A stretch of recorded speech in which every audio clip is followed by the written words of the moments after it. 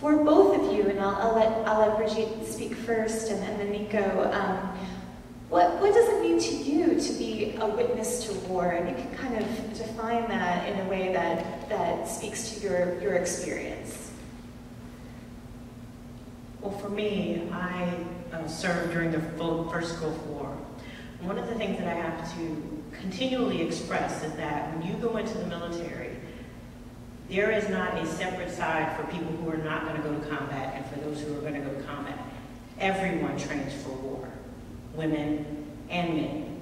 And so I think that the complication for a lot of our civilian counterparts is that women don't experience war in the same ways that men do, and that is not true. And so from my perspective, some of the deep groanings that were iterated throughout the opera, I experienced that through some of the training that I experienced preparing for war, although I did not experience direct combat. I think that the complicated part about it is when you look at how our servicemen and women come back, although you're prepared for war, you're never prepared for the return. And I think that being a community that supports our veterans and loves our veterans and welcomes and honors them, I think it's become a difficult process to understand how to help our veterans come back from war in a way that's meaningful for them and is helpful for the community. So in my own experience, like I said, the deep utterings, the groaning and the moaning, I remember that there were moments during training that there was that moaning. And I think that a lot of people can recognize that in their own lives, in their own experience, even if they didn't necessarily do it in that way. So, and that's my personal experience. My experiences, I've served in 2 different war zones. I've been a part of combat, and what really stood out to me in the performance were the interviews. Everyone experiences war differently, and they all react to the stress differently. And so what you see in those interviews is people's emotions and what they go through when they experience war. I have my own experiences. They're not extreme, but I have witnessed friends react harshly to those, to that environment. When you're in that type of environment and you miss your family, you miss your children, you miss the simple things like being able to go home and lay down in your bed at night and not have to worry about when the next mortar comes.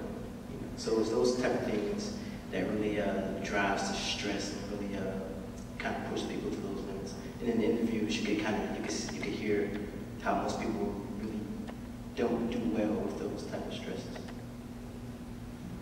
Can I ask a question from both of you? I find the most powerful phrase of the show, as David mentioned, the phrase "I never talk about this with anybody," and I find that the theme of not communicating about what happened in the battle is universal, whether you are in America or the US or in Israel or in Europe. A lot of soldiers don't talk about it. Do you feel like that as well? Do you see that as well? A lot of people don't like to talk about it. Whether it's they don't want to be perceived as crazy, you're a crazy grunt, you're a killer, you don't want to have that stigma placed upon you. Another reason is it's hard to bring it back up. The stuff that you have to do in order to stay alive or protect your buddies. But in the end, I don't think anyone can really deal with that and be open to talking about it, and really get through it easily. Even for me now, my brother's one of my biggest supporters, and I open up to him about it, but it's still hard to open up to him. So just to talk to different people, strangers about it is really difficult. And I think, and I come from a family, a long line of military service members, and for me, it wasn't until I clearly identified, because women typically don't clearly identify as veterans for a number of reasons, but it wasn't until I clearly identified as a veteran that my Vietnam veteran father began to tell me his stories, and that was the wasn't until 2010. And, you know, so here I served in the first Gulf War in 91, I got out. And here he served back in the 60s. And it wasn't until 2010 that he began to tell me those stories.